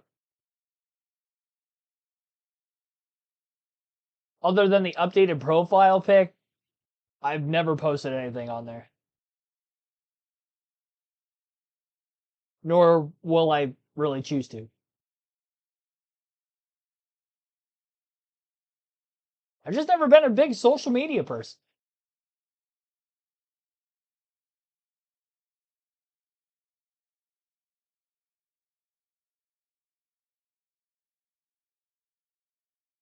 Hotly contested battle for the lead continues between Lane Riggs and Ben Rhodes, both around the outside of the racetrack as they get into some heavier lap traffic, side by side at that, right in front of our race leader Riggs. Rhodes looks to the inside up off the exit of turn 4. Has to go back to the top, though, because both the 62 and the 90 wood are going to be running the bottom. Riggs all the way up near the wall. Rhodes about a half a lane below it, just trying to get a slight bit more clean air in the nose to help his turn in. Riggs is struggling to get by even the 91 of John Wood. I don't know if he's parking it side by side just to try to manage and hold on to the lead. I doubt that that's the case. I just think this 34 truck, not so much fading from where it was because he's 2.8 seconds ahead of third. I just think Ben Rhodes has kind of come up out of nowhere. I wouldn't say nowhere because he was top 5 at the end of stage 2. We just nowhere compared to the season. So we haven't seen Ben Rhodes look this quick all year. But this is looking like the 2-time champion Ben Rhodes all of a sudden. And he's wanting to get a win for not only himself, but Thor Sport Racing before the season's out, as they remain winless with just 5 races to go after the conclusion of tonight's event. 71 laps left this time by at the line. Rhodes with the left sides down in the traction compound. Oh boy, Lane Riggs nearly making contact up out of turn 4. He came from the wall down to the bottom of the track to try to pinch Rhodes off. And I believe they brushed fenders. That was a very, very gutsy maneuver by Lane Riggs and almost bit both trucks. I'm sure Rhodes is not happy about that maneuver that Riggs pulled off on him. Defensive, yes. Did he hold on to the lead? Yes. But at what cost? Because if Rhodes gets back to him, I think you got to be a little bit more aggressive if you're Ben Rhodes, knowing that Riggs just did that to you. He didn't wreck him by any means. He didn't stuff him up against the fence, but he squeezed him quite badly. In a situation where I don't really think he had to do that, it does give him a little bit more breathing room. So in that essence, it's going to work out a bit for Lane Riggs, at least on the short term. Now we'll have to see about the long term. Riggs consistently is running the bottom of the racetrack. Ben Rhodes, since Riggs is running the bottom of both ends, has gone to the top. And he closed in a little bit that last lap.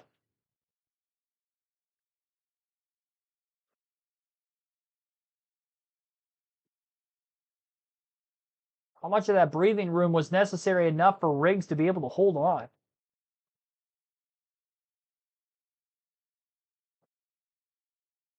Full screen commercial break yet again on Fox Sports 1. We'll roll through the top 10 again quickly here. Lane Riggs leads by a half a second over Ben Rhodes in second, 2.8 seconds to Ty Majeski in third, and 5 seconds off the lead is Tanner Gray in fourth.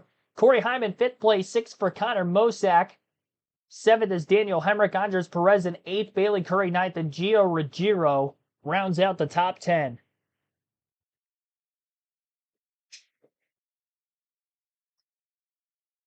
Other than Rhodes, who gained 7 positions from the restart, Matt Crafton's up 5 spots to 11th. Parker Kligerman up 5 spots to 20th. Connor Jones up 4 to 19th. But that's pretty much about it as far as big movers. They're staying out of the pits on those old tires. Cole Butcher's falling a lap down in 24th. And nobody else has lost more than 5 positions from the restart. And of anybody else who even lost that many spots, also not on the lead lap, which would have been Mason Maggio, who's a lap down. It was a lap down on the restart as well. 5 lead changes, 4 cautions, 2 for incident, 1 in stage 1 on lap 1, 1 in the middle of stage 2, and the 2 stage ends at lap 65 and lap 130. Corey Heim has led the most laps so far tonight. He also won stage 2, picking up a playoff point on the evening. Heim is back up to 5th. He fell to 7th on the restart. He's gotten 2 spots back since. 122 laps led for Heim. Lane Riggs, our current leader, is led for 48.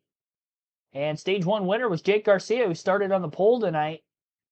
14 laps left for Garcia before power steering issues resulted in him pulling off the racetrack for about 28 to 29 laps. He's back on the circuit, but quite a few laps down.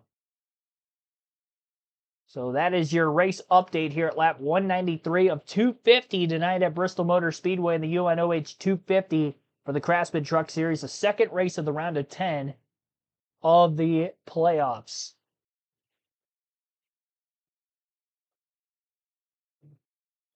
While they're still on commercial, I'll give myself another Packers score update. Where do we sit? 14-3. I'll take that. I will take that. What a day it has been for your leader, Lane Riggs. What a night. This was lap number 1. He was so positive and optimistic going into it. Keeps it clean, comes down pit road, puts tires on it, restarts, 36, and battles his way through the pack on the outside multiple times. We're like, well, it worked. And he's making big moves all night long, capitalized not along. Now he finds himself in control of the race, all the way from the back to the front. But I don't think he's got an easy task here. Ben Rhodes is hanging with him. He's trying to, at the moment, he's lapping Grant Enfinger, which is going to be a tough one to lap. You see all those trucks there in front of him. It's allowing Ben to close that gap, possibly. Grant Enfinger, one of our playoff drivers, had an issue earlier. He had a pit road penalty on lap 93 for too many men over the wall. He fell out of the top 20 and down a lap he goes. Yeah, and those trucks, I mean, Grant did a great job last week at Darlington with his experience and getting a solid finish, but that truck has not been as fast this year as what we saw last year. And for him to get lapped at Bristol, pit road penalty or not, is not something that we expect out of the performance of that 9 truck.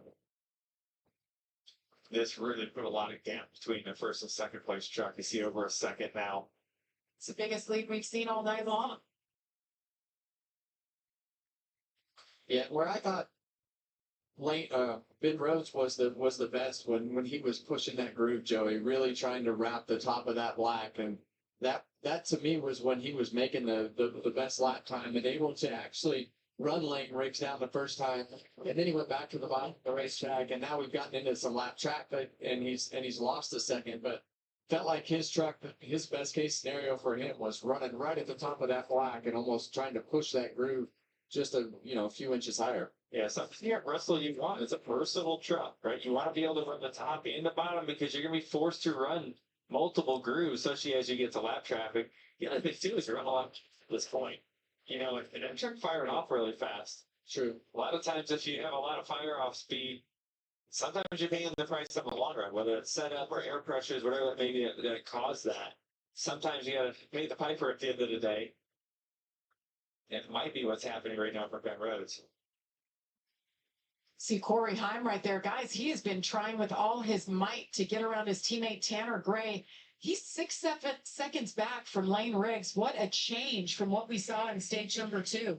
Yeah, and unless something drastic changes, I mean, in reality, he's got the opportunity to probably pass, the 2 trucks in front of him, but it's really not the speed that we thought that 11 truck had in it when he had the track position and had control of the race, but it was okay because he could defend, even on the older tires, he was able to defend and win the second stage. But, this really shows the difference in being in control of the race and having the cleaner air and everything at the front compared to being 4th, 5th, 6th back in the pack. It becomes tough sledding when you don't have a perfect truck. Yeah, it goes to show that if you're going to move your way through the field, you have to be superior. You have to be way better than the trucks around you. The competition is so tough. It's so hard to pass. That you can take what Corey Heim has right now, probably a second place truck, and you can place it 8th, and it's going to stay around 8th. You can place it in the lead, and it can maintain. It's going to be hard, right? You got to play some serious defense. But that's what we're seeing happening right now. Tanner Gray has been impressive. 26 years old out of New Mexico, just became a new dad this summer. Finished 6th at Darlington, had one of his best races of the year, and here he's doing it again. He had a bold strategy to get up there. True. Right. The other truck that had a similar strategy was Butcher, right, Kevin? That's right.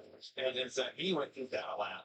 So it shows that Tanner's doing a great job making these old tires last. Now, if they're going to fall off, it's going to be coming up here soon if they get down to the cords, right? If all the rubber's gone on the tire, it will tank, right? It will really fall off. But if he can maintain, even if he loses a spot here to Corey Hyde, it's still a win, right? He still moved up because of the strategy, and he was able to maintain, possibly get a top 5 finish. Yeah. Caitlin, what are you hearing about Well, Joey was talking earlier about the experience of Daniel getting a championship in the Xfinity Series, and I actually spoke with Daniel this week. He's developed the exact thing today. Kevin saying he's always compared with inexperienced drivers until now, when that change was made several weeks ago, but they feel like the two of them together have been able to meet up to speed much quicker with that learning curve. But Daniel loves this racetrack. He's in as the most men's-free taxing place that they go to, and he also knows how physical it is as well. So, Joey, how physically demanding and physically demanding is this place? I always found the physical side for me was more than the mental side. I mean, it's still very mental with all the I guess from your head standpoint, it's more the bouncing. I always found that I felt like my eyeballs were floating by the time that you got to the end of the race, just because of all the bouncing that you had. But you never really have time to rest. I was always one that wanted to relax down the straightaway, and here you just have such a short amount of time to be able to relax from all that tension in your muscles and arms and neck and all the things that go with Bristol, because it's just the straightaway is straight for a very short amount of time, but it's not very straight because of the way that, especially when you run the bottom of the racetrack, you come out to the wall and right back to the bottom. Yeah, there's a lot of G forces, and you're pushing these things. That's right. And there's a lot of downforce on these trucks too. Like you're ripping, and it gets you. One of the best battles on the racetrack. Corey Hunt cannot get around Tanner Gray. You look at the pilot, only former playbook drivers are in the top 10. Got 34 laps to go. Stay with us. 34 to go for the number 34 out in front of the field. Lane Riggs, who was getting heavily pressured by Ben Rhodes in the 99 for a little bit. About 20 to 30 plus laps into the run. Ben Rhodes was all over the back of Lane Riggs. Riggs chopped him off once. Ever since then, Ben Rhodes has been losing time. Lane Riggs has found his rhythm, less pressure on him, and he's performing well. Last lap was a 16.5-second lap time. Ben Rhodes was about a tenth quicker the last time by. Fastest lap of the race so far is actually Jake Garcia, who went into the garage area for a brief moment of time, came back out, probably cheated the truck up some. His best lap was a 15.658, though his best lap was on lap 13 when he was still in the race. Okay, so I take that back. Garcia's best lap was when he was out towards the front of the field at the beginning of the race. But he is in 33rd. He'll use that extra bonus point to his advantage. He's going to need all he can get.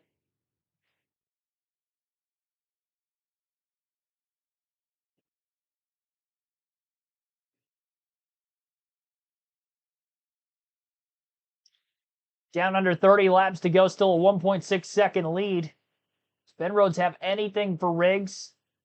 Riggs still has to be able to manage lap traffic down the stretch. Even if his truck is handling fine, we've seen lap traffic clog things up here at Bristol in the past very fast. Has already tonight back at stage 1, which allowed for a easier pathway for Jake Garcia to get by Corey Heim for the stage 1 win in the final 10 laps there. So 1.6 seconds is the difference between first and second. After the second place Ben Rhodes behind our leader Lane Riggs, we have third place Ty Majeski, Corey Hyman 4th, Tanner Gray in 5th, then Daniel Hemrick in 6th, Connor Mosack 7th, Andres Perez in 8th, Bailey Curry 9th, Matt Crafton in 10th, Corey LaJoy 11th, 12th for Gio Ruggiero, Caden Honeycutt 13th, Corey Day 14th, Brent Cruz 15th, 16th, and last truck in the lead lap is Raja Karut. Then Parker Kligerman, currently first truck a lap down in 17th. 18th is Dawson Sutton. Tyler Ankrum 19th. Connor Jones in 20th. Matt Mills 21st. 22nd, Grant Enfinger. Jack Wood 23rd. Colt Butcher 24th. Trayton Lepchevich 25th. Stephen Parsons 26th. Tony Breidinger 27th. Spencer Boyd 28th, Josh Reum 29th, and Greg Van Alst 30th. Chandler Smith 31st, Mason Maggio 32nd, Jake Garcia 33rd, Norm Benning 34th, Caleb Costner 35th, and Clayton Green rounds out our 36 truck field. 23 laps to go. We'll take our last break of the race here, listening live on KRC to the full Craftsman Truck Series UNOH 250 at Bristol.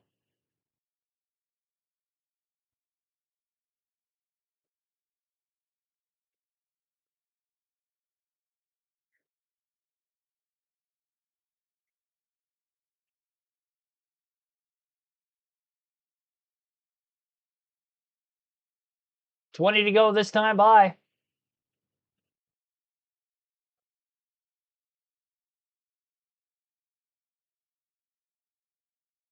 Lane Riggs, I believe, has led every lap of stage 3.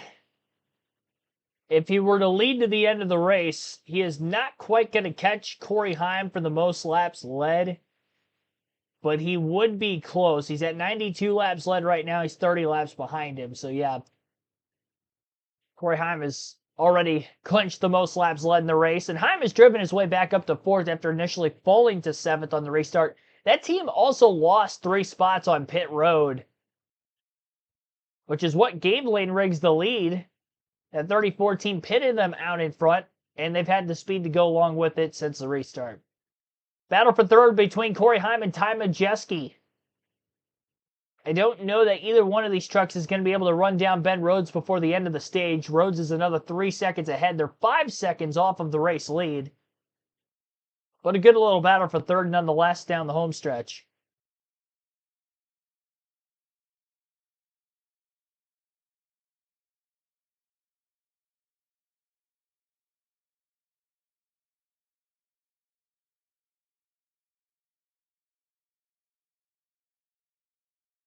Crisscrossing back and forth, very similar to the battle between Heim and Riggs in Stage 2 for that stage win, is exactly what is going on in the battle for 3rd between Majeski and Heim. By way of the season standings, Heim doesn't need 3rd place as much as Majeski, who's trying to race his way into the next round of the playoffs by getting himself the best finish possible in this race. Each position is 1 point. And there's a lot of lap traffic in front of these two. Side by side, right in front of Majeski. Tyler Ankrum, one of those trucks, the 41. And Connor Jones is another. Heim stuck on the outside behind Ankrum. Somehow able to find his way to cross over Majeski. I don't even know how Corey Heim had that good of a run off turn 4 that he did. But he is now in a prime position to try to make this pass. Majeski rolls in deep on the outside through 3 and 4. Obviously the same for the 11 of Heim down low on the bottom. And Corey Heim was so close to making that pass but couldn't make it work. Shifts to the outside after Majeski runs down on the bottom, and Ty Majeski holds clear for 3rd. This is very reminiscent of that battle for the Stage 2 win when Lane Riggs was doing all he could and more to get by Corey Heim and just couldn't do it. Jeff Curry, thanks for tuning on. Yep, Packers are playing right now, and they're playing Washington. Don't really pay attention to football until NASCAR's over. That's exactly my philosophy there as well. Had the race not been tonight, though, I definitely would have been watching the game in full. 9 laps to go in the race. Meanwhile, and Ben Rhodes is closing in just a bit. He was 2 seconds off the lead. Now it's down to about 1.4. Riggs might have struggled through lap traffic just a bit as he just lapped Parker Kligerman recently. Quickly passing the 33 on the outside, but Ben Rhodes is still clicking away. Now it's a 1.1 second difference with 8 to go.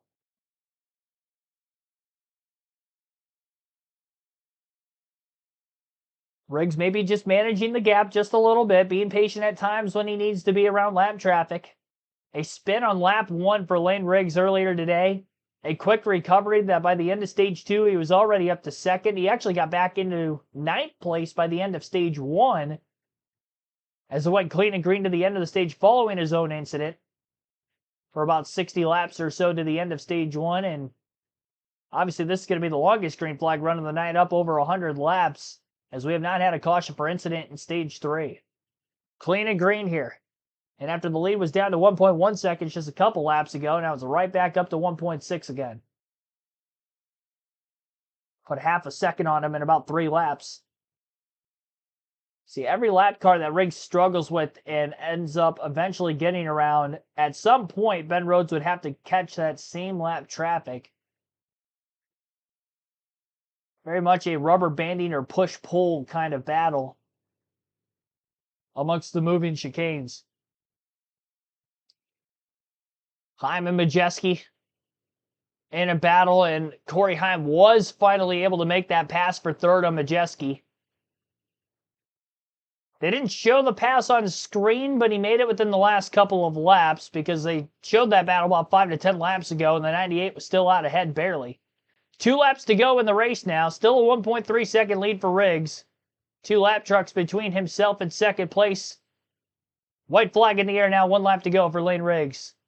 He's going to lead up over 100 laps tonight, including all the green flag laps of stage 3. He started 7th, spun on lap 1, comes back to win it. Checkered flag in the air. Lane Riggs picks up his 3rd win of the 2025 season, 5th career Craftsman Truck Series victory, and his 2nd at Bristol as he wins the night race in the fall for the 2nd year in a row. Ben Rhodes in 2nd, a season best. Corey Heim in 3rd after winning the 1st race of the round. Ty Majeski 4th, and Daniel Hemrick with back-to-back top 5s as he slides in 5th. Tanner Gray in 6th, Connor Mosack 7th, Andres Perez 8th, Corey LaJoie back-to-back top 10s in 9th, and Matt Crafton rounds out the top 10 in his final season and final race at Bristol. Corey Day ends up finishing in 11th. Caden Honeycutt in 12th, Gio Ruggiero last truck to finish on the lead lap in 13th. Parker Kligerman first truck a lap down in 14th, Raja Caruth 15th, 16th for Matt Mills, Dawson Sutton 17th, Connor Jones 18th, Bailey Curry 19th, and Tyler Ankerman 20th. Grant Enfinger 21st, Jack Wood 22nd, Cole Butcher 23rd, Brent Cruz 24th, 25th for Stephen Parsons, Tony Breidinger 26th, Spencer Boyd 27th, Josh Reum 28th, Greg Van Alst 29th, Chandler Smith finished but 14 laps down in 30th, Beza Maggio 31st, Trayton Lepsevich 32nd, Jake Garcia 31st, on track but many laps down. And then we had 3 DNFs tonight. Norm Benning 34th, Caleb Coster 35th, Clayton Green 36th. And I believe they all pulled behind the wall under green flag conditions. Margin of victory, 7/10 of a second. Riggs kind of played it easy there those last 5 laps or so. Easy enough to make sure he got to the white flag cleanly. Spin and win for Riggs, 110 laps led. Most in the race was led by Corey Heim, 122, finished 3rd. 4 laps led for Cole Butcher under caution after staying out of the pits in stage 2. And Jake Garcia, who won stage 1 tonight, finishes 33rd. He did have the fastest lap of the race as well, as that stage win for Garcia. And that fastest lap was a 15.658 on lap 13. Heim, the stage 2 winner. And that is your finishing results. Well, I had fun. This is the last live commentary stream of the weekend. I'm going to be at Bristol for the Xfinity race tomorrow, as well as the Cup race on Saturday night. There will be race highlights that will be uploaded from the grandstands in full whenever I get back to the hotel after the race. Those videos more than likely are going to end up uploading in the middle of the night. So be on the lookout for that when you wake up the following morning. That would be Saturday and Sunday morning. And check those out. Probably be miscellaneous videos, as well as the full highlight video from each race. Get to hear from race winner Lane Riggs before we sign off for the evening and sign off for the rest of the weekend. And then we will be back for live commentary the following week at New Hampshire. It'll be Truck and Cup at New Hampshire next weekend, Saturday, Sunday will be the next sets of live commentary streams. Xfinity Series will be off. So again, Truck and Cup next weekend at New Hampshire, Saturday, Sunday. We'll be back for live commentary. Here's Lane Riggs on the front stretch at Bristol, your race winner for the 2nd year in a row. Hunt came up short tonight. Gets it done. What a drive. We've seen a lot of accidents on the side of the car. Saw Lane throw his shoulder out last year on the top of the car, so I'm glad to see him get down. We were both thinking the same thing. Yeah. I didn't say that, like, careful. Dislocated his shoulder when he celebrated, had to get surgery in the off season. Everybody's hurting themselves at To victory go now. celebration lately. He's apologizing for burning it down. Never apologize for a good burnout, man. It's always cool. Caitlin Binksy is with our winner. Well, the elation is evident from the team. Getting a hug there from his girlfriend as well. Lane, this race started out pretty eventful for you, but you did not quit. How is this a testament to the strength of you and your team getting this victory here at Bristol tonight? You don't get 2 mulligans in the playoffs, and I got 2. So, not sure what happened on the initial start with the 7. I felt like I was there pretty good, and man, just the first lap of the race to spin out. It's a bloated confidence for sure, but I got faith in this team. I got faith in everybody here. Thank you to all the fans, by the way. Y'all are great. Thank you for the energy. Just got to thank Lowe's Travel Stops Ford Racing. Man, y'all are awesome. Y'all are loud. Oh my gosh. Man, this is thank you to Pete, just everybody involved. Man, these guys are going crazy. Oh my God.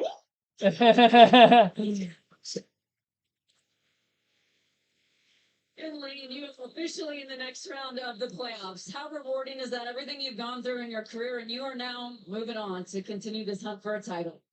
I think that just shows that we're right there. We're in contention. We can do it. And these guys right here don't give up. I don't give up. And man, that's 3 in a row at Bristol Motor Speedway for Front Row Motorsports. So, like I said, big testament to all these guys. We got a really good package here. And man, I'm excited for New Hampshire. I've never even been there, and I already love that racetrack. So, man, bring the playoffs on. Bring them on. Congratulations. Enjoy this one. Lane Riggs, 3 wins on the year. Winner here at Bristol tonight. Jamie. Thank you, Caitlin. See the personality. It's just infectious. I've never been to New Hampshire, but I already love the place. Well, they didn't have the pressure on him anymore, so of course he's going to love going there. What a great job tonight. He celebrates with the fans. 3rd win of the You know, and his success that he had at the Milwaukee Mile, a similar racetrack to New Hampshire last year, that's where he got his first career win. He might go out there and win 2 weeks in a row. We'll have to wait and see. Congratulations to Lane Riggs for getting the race win here tonight at Bristol. We're going to sign off. Be sure to hit the like button if you haven't done so yet. Subscribe for more NASCAR content.